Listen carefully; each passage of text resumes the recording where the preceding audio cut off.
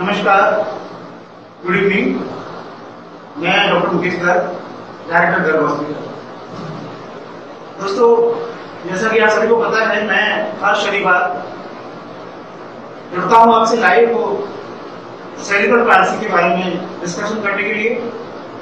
Cerebral palsy एक ऐसा disorder जो ब्रेन की परमानेंट डैमेज के कारण, क्षति के कारण होता है, और आप सभी जो अभिभावक जिनके बच्चे इस डिसऑर्डर से पीड़ित है वो समझ सकते हैं ये किसी एक गंभीर समस्या है जो बच्चे को उसके चलने फिरने में अक्षम बना देती है।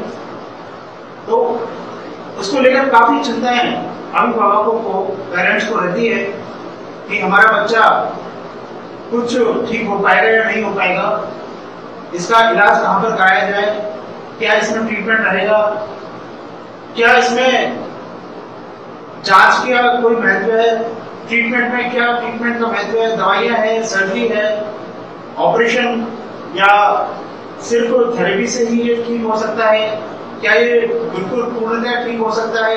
ऐसे कई प्रश्न जो है पेरेंट्स के दिमाग में आते हैं।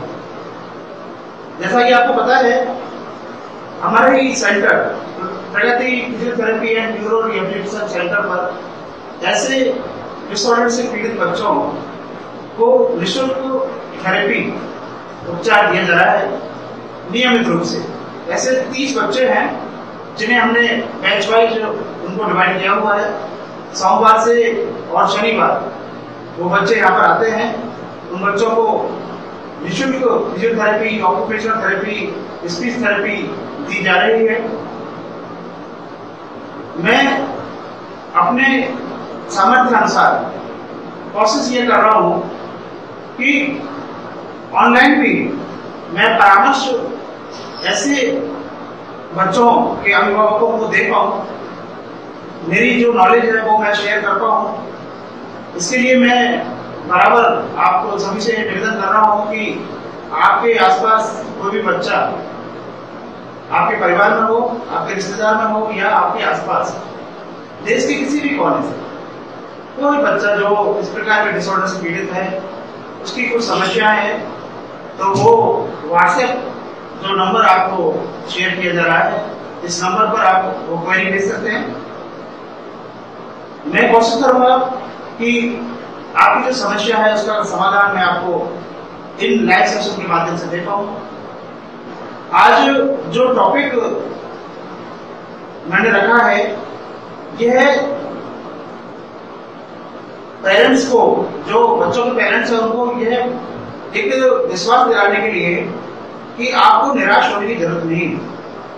अगर आपका बच्चा इस डिसऑर्डर से पीड़ित है तो पूरी संभावना है कि उस बच्चे को आपके और हमारे प्रयास से हम आत्मनिर्भर बना सकें।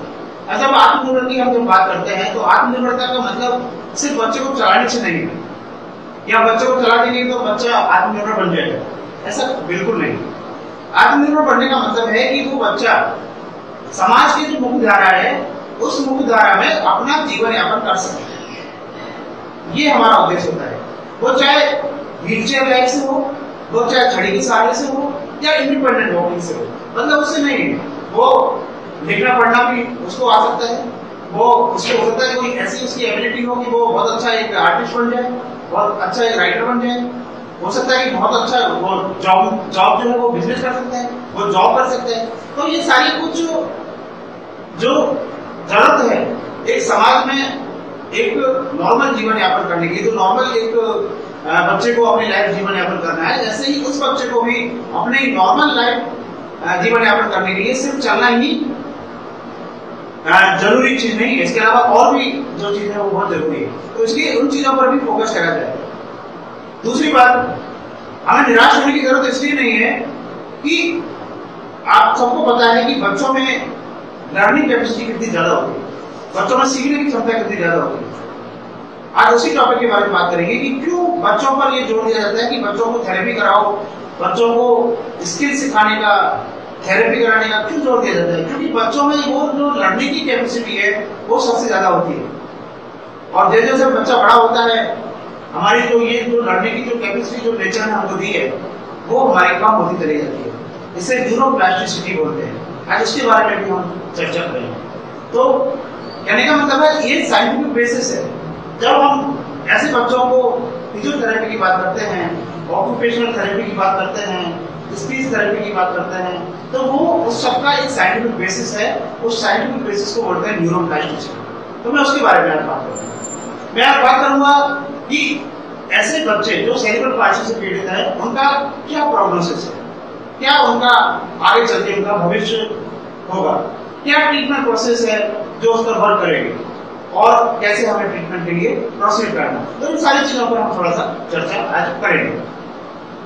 सबसे पहले मैं आपको यह स्पष्ट कर देना चाहता हूं कि कोई 100% प्योर सेरिब्रल पाल्सी का नहीं है, लेकिन हम अगर उनको सपोर्टिव ट्रीटमेंट दें, कुछ मेडिसिन, कुछ स्पेसिफिक बच्चों में सर्जरी, तो ऐसे बच्चों को हम उनकी मोटर स्किल डेवलप करने में सहायता कर सकते हैं। क्योंकि इन बच्चों की जो मुख्य समस्या होती है वो मोटर स्किल चली जाने की समस्या होती है।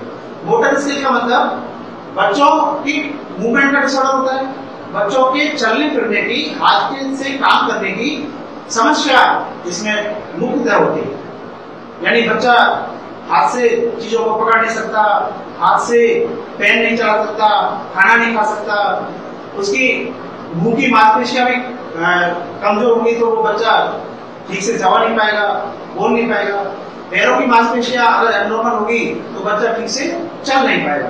तो कहने का मतलब उन मोटर स्किल्स को हम डेवलप कर सकते हैं एक सपोर्टिव थेरेपी के द्वारा, कुछ मेडिसिन और कुछ स्पेसिफिक बच्चों में सर्जरी के द्वारा। अब मैं आपको ये बताना चाहूंगा कि प्रत्येक इंडिविजुअल, प्रत्येक बच्चा स्पेसिफिक है। हर बच्चे की जो प्रॉब्लम है वो दूसरे बच्चे से डिफरेंट है, तो ट्रीटमेंट का पार्ट भी जो है वो सबके लिए अलग होगा। ऐसा तो हो नहीं सकता कि एक ही ट्रीटमेंट का पार्ट सभी बच्चों के लिए हो जाए। नेक्स्ट जो बात है वो है कि हमें ये बहुत जरूरी देखना है कि ये बच्चे, जैसे एक बार आपने थेरेपी कराई, ट्रीटमेंट कराया, बच्चा आपका ठीक हो गया, चलने लग गया, फिर आप उसको अगर बच्चे को छोड़ दोगे तो बच्चा उसकी क्वालिटी ऑफ लाइफ धीरे धीरे डिटेरियोरेट होना शुरू हो जाएगी। क्योंकि ये बहुत जरूरी है कि उसको बच्चे को रेगुलर जो है वो उसकी एडल्ट लाइफ तक जो है उसकी ये स्किल जो है ना वो वापस जानी नहीं चाहिए। तो ये बहुत जरूरी होता है। तो इन बच्चों को हमें रेगुलर फॉलोअप जरूरी है, उनका मेंटेनेंस बहुत जरूरी है। उन बच्चों को जो स्किल हमने डेवलप करवा दी है उसका मेंटेनेंस भी बहुत जरूरी होता है। पहले जो 5 साल होते हैं, इस बात को बड़ा ध्यान से सुनिए, जो पहले 5 साल होते हैं वो ब्रेन की जो डेवलपमेंट स्टेज है उसके लिए बहुत क्रिटिकल होता है, बहुत ही क्रिटिकल। ये जो पीरियड होता है इसको न्यूरोलॉजिकल डेवलपमेंट का पीरियड बोलते हैं। आपको पता हो जब आप बच्चों को लेके अपने शिशु रोग विशेषज्ञ के पास जाते हैं, पीडियाट्रिशियन के पास, सबसे पहले वो क्या देखता है? डेवलपमेंटल माइलस्टोन देखता है कि बच्चे के विकास क्रम में जो माइलस्टोन उसने अर्जित किए हैं, है ना।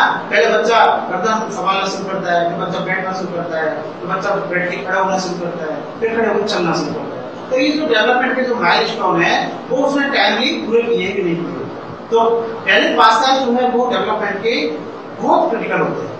और दूसरा एक बहुत इंपॉर्टेंट चीज है कि ये जो बच्चे हैं जो सेरिब्रल पाल्सी से पीड़ित हैं वो बच्चे अपनी सारी स्किल नहीं खो देते, कुछ स्पेसिफिक स्किल वो बच्चे खो देते हैं। जैसे कि कोई बच्चे का एक हाथ अफेक्टेड है, दूसरा हाथ सही है, तो हमको उस हाथ पर फोकस करना है। किसी बच्चे के दोनों हाथ सही होंगे लेकिन वो पैर से प्रॉब्लम है, पैर से वो चलता है तो कैंची मार के, आप देखिए कैंची मार के बच्चे, कई बच्चे ऐसे होते हैं टाइप सीखी तो इस तरह से पैरों को दोनों को इस तरह से करके चलते हैं, तो उनको पैरों की प्रॉब्लम हो सकती है। तो हमें ये जानना होगा कि बच्चे को स्पेसिफिक कहाँ प्रॉब्लम है और उसकी क्या स्किल हमें डेवलप करनी है। तो उस स्पेसिफिक स्किल पर ध्यान देना पड़ेगा, नहीं कि उसकी जनरल उस पर। ऐसे नहीं कि उसको जैसे पैर की प्रॉब्लम है और हाथ की एक्सरसाइज करा तो वो इस तरह से एनर्जी वेस्ट करना है। तो ये हमें ध्यान देना। Then early intervention is very important. इसलिए मैं बार बार जो है अपने सोशल मीडिया पर मैं पोस्टों के जरिए यह बताने की कोशिश कर रहा हूँ कि आपके बच्चे में अगर इस तरह की कोई वार्निंग साइन है जो ये इंडिकेट कर रहे हैं कि इस बच्चे को सेरिब्रल पाल्सी हो सकती है, तो वो वार्निंग साइन क्या हो सकते हैं? जैसे कि बच्चे के माइलस्टोन प्रॉपर्ली डेवलप नहीं हो रहे हैं, या बच्चे के हाथ पैरों में ऐंठन है, अकड़न है ना, या बच्चे के आपको जो नॉर्मल जो बच्चा गर्दन संभाल पाता है 3 महीने में, वो 4-6 महीने में गर्दन नहीं संभाल पा रहा है, या बच्चा 9 महीने में भी बैठ नहीं पा रहा है प्रॉपर।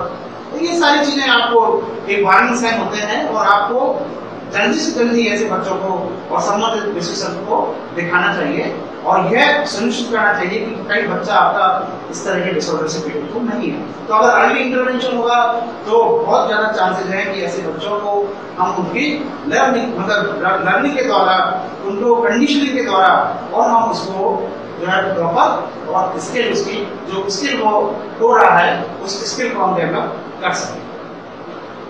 अब जो मैं बात करूंगा,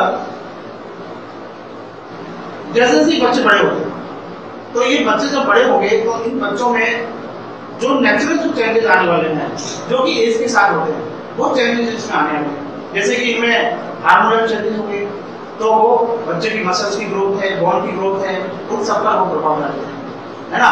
वो जो एजिंग प्रोसेस होती है जिसके कारण हड्डी की जो गुणवत्ता है वो भी धीरे धीरे और कमजोर पड़ती है।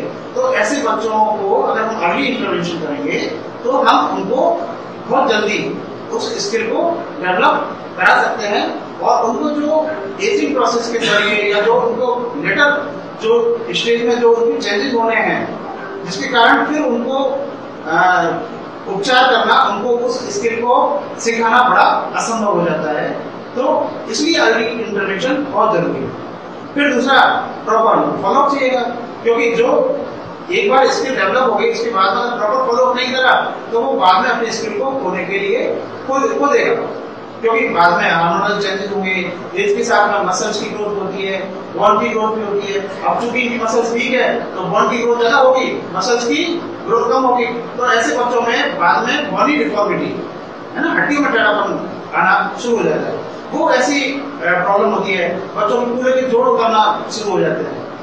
हिप जॉइंट डिस्लोकेशन बहुत कॉमन है ऐसे बच्चों में, जो बच्चे जिनका शुरू में और उपचार नहीं किया गया, तो वो बड़ा दुखदायी प्रभाव हो जाता है। और ऐसे बच्चे जो शुरू में बढ़िया चल रहे हैं, सब कुछ बढ़िया कर रहे हैं, अपनी एम्बुलेटरी लाइफ को जी रहे हैं, वो बच्चे वापस पता लगा कि बाद में जाकर वो बच्चे और वो व्हील चेयर बैठ हो गए। तो हमको इस चीज का विशेष ध्यान रखना होगा। अब मैं आपको कहना चाहूंगा कि अगर हम अर्ली इंटरवेंशन करें इन बच्चों में 5 साल से पहले, मैं ये कहूंगा कि 2 साल से पहले, अगर आपको बच्चे को पता लग गया 1 साल में ही 15 महीने में अगर बच्चे का डायग्नोसिस हो गया कि बच्चों को ये प्रॉब्लम है, और ऐसे बच्चों को अगर आप प्रॉपर थेरेपी के द्वारा और आप उनका उपचार करेंगे तो 80% जो बच्चे हैं वो उनकी गुड क्वालिटी ऑफ लाइफ हो सकती है और सोसाइटी में वो इस तरह से अपना जीवन यापन करेंगे जैसे कि नॉर्मल बच्चा करता है। आप समझ रहे बात? तो 60% ऐसे बच्चे जो फुली इंडिपेंडेंट हो जाएंगे, उन 80% में से 60% फुली इंडिपेंडेंट हो जाएंगे। 20% को कुछ वॉकिंग एड की जरूरत पड़ सकती है, 20% को व्हील चेयर की लाइफ जीनी पड़ सकती है, 20% ऐसे रहेंगे जिनका जो बिल्कुल इनका कुछ इम्प्रूवमेंट नहीं होगा। तो 80% चांसेस हैं आपके बच्चे में और उसकी नॉर्मल लाइफ, उसके नॉर्मल जो समाज में कुछ रहा है उससे जुड़ने। तो आप इस चांस को खोना चाहेंगे? नहीं चाहेंगे। मैं केवल ये कहना चाहूंगा कि वो बच्चे जो कि एम्बुलेटरी है, जो चल रहे हैं, है ना, उनकी जो गुणवत्ता ऑफ लाइफ है, जो क्वालिटी ऑफ लाइफ है, वो ऐसी होती है जैसे नॉर्मल बच्चों की होती है। यानी कि वो शादी कर सकते हैं, उनके बच्चे हो सकते हैं, है ना, वो जॉब कर सकते हैं, वो इंडिपेंडेंटली अपनी लाइफ जी सकते हैं, है ना, वो बच्चे समाज में सब कुछ कर सकते हैं।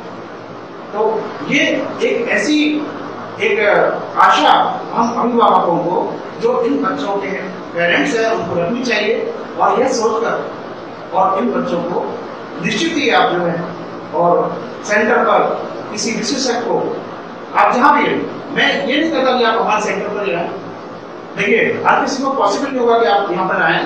मैं आपको एक मार्गदर्शन दे सकता हूँ, एक गाइडेंस दे सकता हूँ।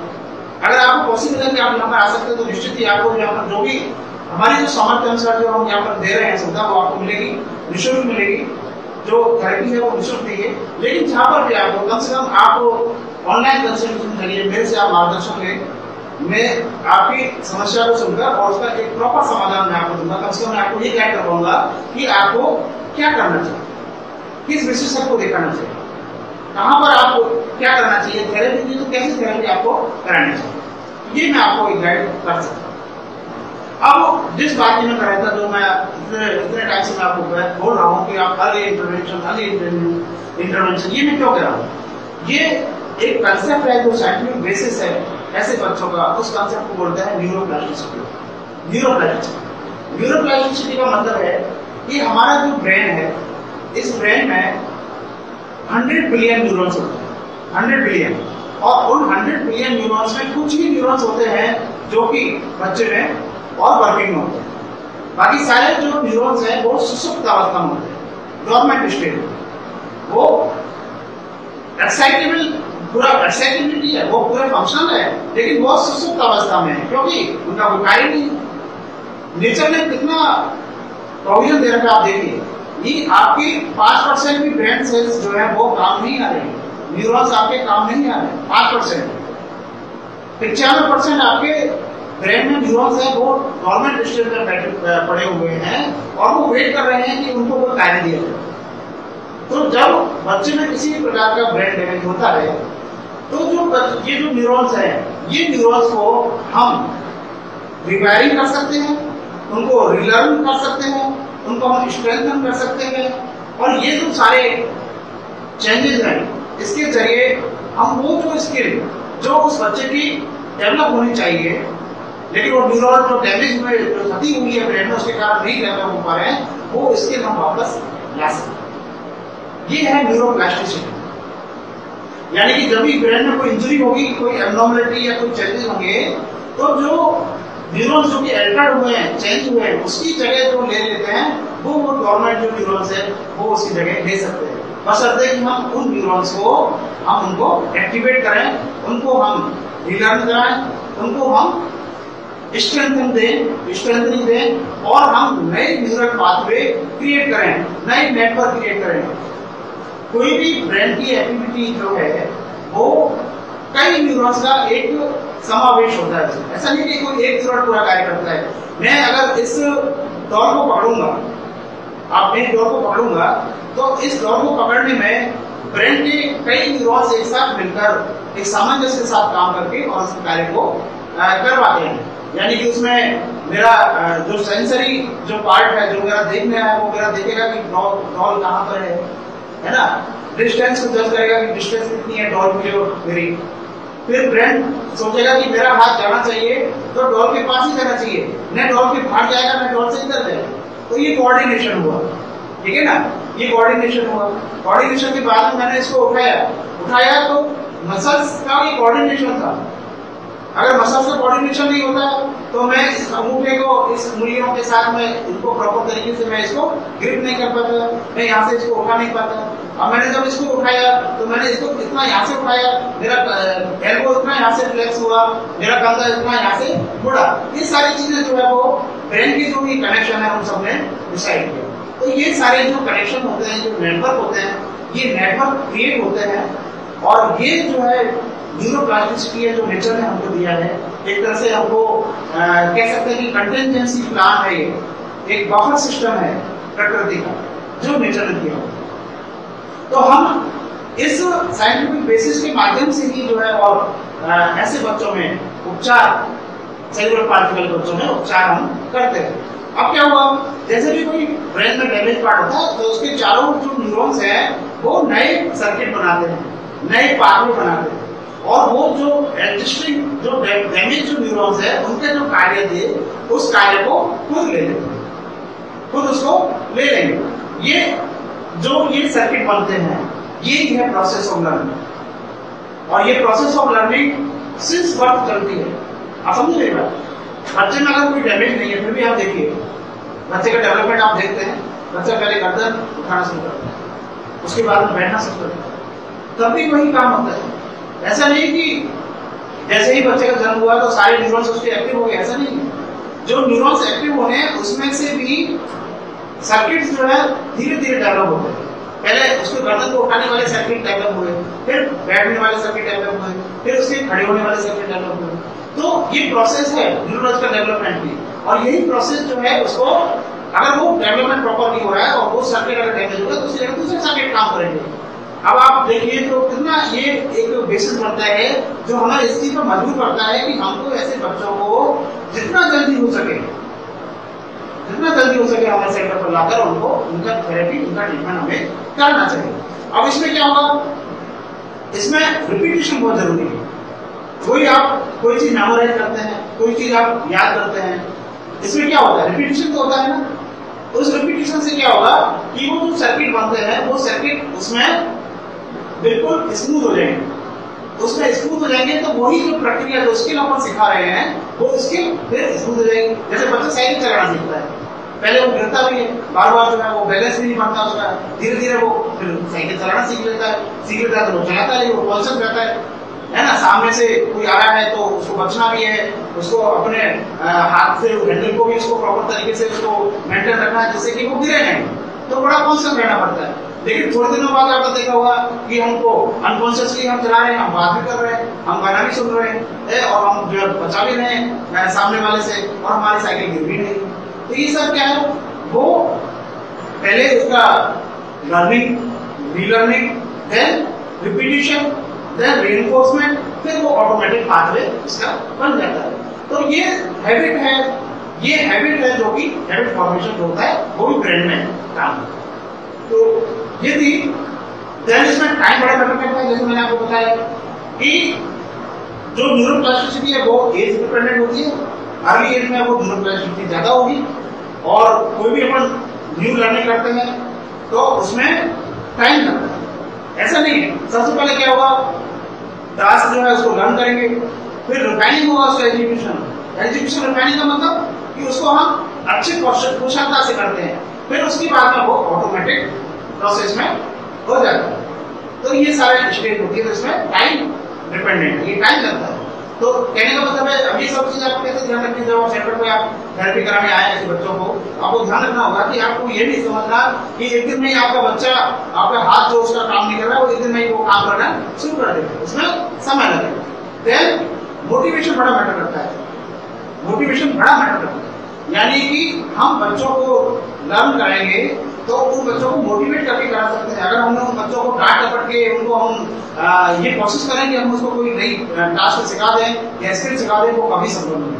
उन बच्चों को बड़ा मोटिवेटेड रखना पड़ता है, उनको खेल में जो है ये सब चीजें सिखानी पड़ती है। तो थेरेपी देते वक्त इस बात का बड़ा विशेष ध्यान रखना पड़ता है। देन एज मैंने आपको बताया, एज मैटर करती है।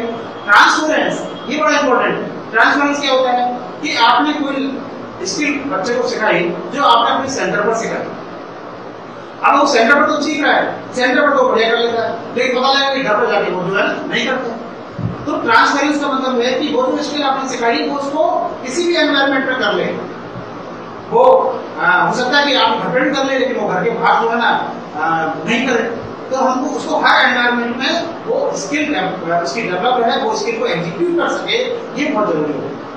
देन इंटरफेरेंस क्या होता है, न्यूरोप्लास्टिसिटी में दोनों चीजें, जब कोई लर्न करता है उससे पहले अगर उसकी कोई बैड हैबिट्स है ना, जैसे अपन को न्यू हैबिट सिखानी है तो अपन डेफिनेटली एक गुड हैबिट सिखाएंगे उसको, लेकिन उसकी कोई बैड हैबिट्स है पहले उसको अनलर्न करना पड़ेगा, यानी उसको पहले उसको हटाना पड़ेगा उसके ब्रेन सर्किट से, तब जाके उसको नई इसको बोलते हैं इंटरफेरेंस। अब क्या होता है कि बच्चा उसके हेमिप्लेजिया है, राइट साइड हेमिप्लेजिया है, तो वो राइट हैंड से वर्क नहीं करेगा, लेफ्ट हैंड से वर्क करेगा। अब हम चाहते हैं उसका राइट हैंड से वर्क हो, कैसे होगा भी, जैसे हम वर्क करने कहेंगे वो लेफ्ट हैंड से करना शुरू कर देगा, तो उसका तो काम चल रहा है ना, राइट हैंड से क्यों करेगा। तो हमें क्या करना होगा, उसकी लेफ्ट हैंड से काम कराने की आदत छुड़वानी होगी, तभी वो राइट हैंड को यूज करे, इसको बोलते हैं इंटरफेरेंस। तो ये सारे एक प्रोसेस है जिसके जरिए और ये उपचार बच्चों में होता है। देन कुछ सिद्धांत इस न्यूरोप्लास्टिसिटी के हैं जो मैं आपको बताना चाहता हूँ। पहला सिद्धांत है यूज इट और लूज इट। कोई भी स्किल है बच्चे के न्यूरो डेवलपमेंटल स्टेज में, यानी कि उसके 5 साल के अंदर अगर हमने उसको सिखा दी तो वो स्किल वो यूज कर लेगा, अदरवाइज वो स्किल उसकी फिर आप उसको नहीं सिखा सकते। इसलिए कहते हैं कि जो बच्चे 5 साल के बाद भी अगर गर्दन नहीं संभाल पाते तो उन बच्चों का चलना बहुत मुश्किल होता है, उन बच्चों का चलना बहुत मुश्किल होता है। तो इसलिए यूज इट और लूज इट। अगर आपने सही समय पर उस स्किल को बच्चे को लर्न करा दिया तो बच्चा उसको सीख लेगा, अदरवाइज वो जिंदगी भर उसको नहीं सीखेगा। देन आता है use it and improve it, यानी कि आपको उस स्पेसिफिक प्रैक्टिस के जरिए उस स्पेसिफिक स्किल को, यहाँ पे स्पेसिफिक वर्ड यूज कर रहा हूँ, यानी कि स्किल भी स्पेसिफिक होनी चाहिए। आपका फोकस होना चाहिए कि आपको कौन सी स्किल सिखानी है। क्या होता है कई बार बच्चों के जो पेरेंट्स हैं उनके एक्सपेक्टेशन बहुत ज्यादा होते हैं कि बच्चा आए मेरा तो एक दिन में जो है मेरा बच्चा दौड़ने खाने लग जाए, मेरा बच्चा जो है ये करने लग जाए, ऐसा कभी नहीं होता। आपको पर्टिकुलर स्किल पर आपको फोकस करना पड़ेगा, उस स्किल की इंटेंसिव थेरेपी देनी पड़ेगी, उसको सिखानी पड़ेगी, तो आपको उसको आप इम्प्रूव कर सकते हैं, है ना। तो आप उसको बार बार यूज करके इम्प्रूव कर सकते हैं। तो दूसरा स्पेसिफिसिटी यूज करना है स्किल को और प्रैक्टिस से उसको एनहेंस करना है, उसका फंक्शन बढ़ाना है, उस स्किल का फंक्शन बढ़ाना है, वो प्रॉपर तरीके से वो कर पाए, ये हमारा उद्देश्य होता है। स्पेसिफिसिटी यानी कि स्पेसिफिक स्किल पर हमको फोकस करना है। रिपीटिशन मैटर करता है, हमको वो स्किल बार बार उसको रिपीट करानी है, तभी जाके वो उसके सर्किट जो है वो सर्किट में वो और एक प्रॉपर ऑटोमेटिक मोड पर वो आ जाए, ऑटोमेटिक मोड पर आ जाए। इंटेंसिटी मैटर करती है, स्किल को आपको बहुत ही इंटेंस तरीके से, तीव्र तरीके से आपको उसको सिखाना होगा, प्रैक्टिस करानी होगी। उसके बाद में उसकी मेंटेनेंस पेज पर जब एक बार आ जाए तब आप उसको फॉलो में करना है, यानी शुरुआत में आपको विशेष और तीव्र गति से वो कराना होगा। तो ये मैं आपको बताना चाह रहा था न्यूरोप्लास्टिसिटी के बारे में। इसके अलावा अब जो बात आती है वो ये है कि ये एक साइंटिफिक बेसिस है जो ऐसे बच्चों के उपचार के लिए और यूज होता है। तो इसे पेरेंट्स को भी समझना बहुत जरूरी है और जो ट्रीटमेंट दे रहे हैं, जो थेरेपिस्ट है, उसको भी समझना बहुत जरूरी है। कई बार क्या होता है, थेरेपी सेंटर पर हम ले जाते हैं बच्चे को, तो जनरल जो एक्सरसाइज जो सबको दी जाती है वो एक्सरसाइज बच्चे को दे दी जाती है, यानी कि पैरों को चलाने वाली जॉइंट मोबिलाइजेशन, जबकि इन एक्सरसाइज का कोई विशेष रोल जो है सेरेब्रल पाल्सी वाले बच्चों में नहीं होता। तो हमें ये समझना होगा कि बच्चे ने कौन कौन सी स्किल है जो उसने खो दी है, उन स्किल्स को हमें डेवलप करना है। बच्चे की एक्टिविटीज ऑफ डेली लाइफ पर फोकस करना है, उसकी रूटीन की एक्टिविटी, जैसे कि बच्चे का हाथ से चीजों को पकड़ना, खाना खाना, ब्रश करना, ना, बटन लगाना, ये उसके रूटीन के काम। टाइमली टॉयलेट जाना, ये उसका रूटीन का काम है ना। तो ऐसे एक्टिविटीज ऑफ डेली लाइफ पे हमको ध्यान फोकस करना पड़ेगा। देन हमको फोकस करना पड़ेगा क्या ऐसे कार्य हैं जो उसको बाद में उसको उसके मुख्य द्वारा समाज के मुख्य द्वारा जुड़ने के लिए जरूरी होंगे, जैसे कि लिखना, पढ़ना, बोलना, ये सारी चीजें जरूरी होगी, उन पर हमको फोकस करना होगा। फिर आता है चलने वाला, यानी बच्चा चल पाए, चाहे वो बिना सहारे के या सहारे, लेकिन चलना जरूरी है। तो एम्बुलेंट बच्चा, तो ये सारी चीजों पर फोकस करके और उसके अकॉर्डिंग हमको जो है और थेरेपी बच्चों की करानी चाहिए। तो आज बस यही मैं ये सेशन में समाप्त कर रहा हूँ। मैं आप सभी से रिक्वेस्ट करता हूँ कि आपको किसी प्रकार का कोई प्रश्न इस समस्या को लेकर, इस टॉपिक को लेकर या किसी प्रकार का कोई प्रश्न इस सेरेब्रल पाल्सी डिसऑर्डर से लेकर है, उसे आप व्हाट्सएप नंबर पर जो आपको शेयर किया जा रहा है उस नंबर पर आप भेज सकते हैं। आपको अगर अपने बच्चे के लिए जिसको इस प्रकार की प्रॉब्लम है, किसी प्रकार का आपको ऑनलाइन कंसल्टेशन चाहिए, तो मैं निःशुल्क उपलब्ध कराता हूँ। आपको व्हाट्सएप पर अपॉइंटमेंट लेकर टाइम फिक्स करके आप मुझसे संपर्क कर सकते हैं। बाकी आप हर शनिवार इसी तरह मुझसे जुड़े रहें लाइव फेसबुक पर। और अगर आपको ये पसंद आता है, ये इस तरह का टॉपिक, और ये आप चाहते हैं कि आपके कोई रिश्तेदार या जानकार जिसको इस प्रकार की प्रॉब्लम है, तो हमारी वीडियो भी आप वहां पर शेयर करके उनको ये जानकारी पहुंचा सकते हैं। Thank you very much.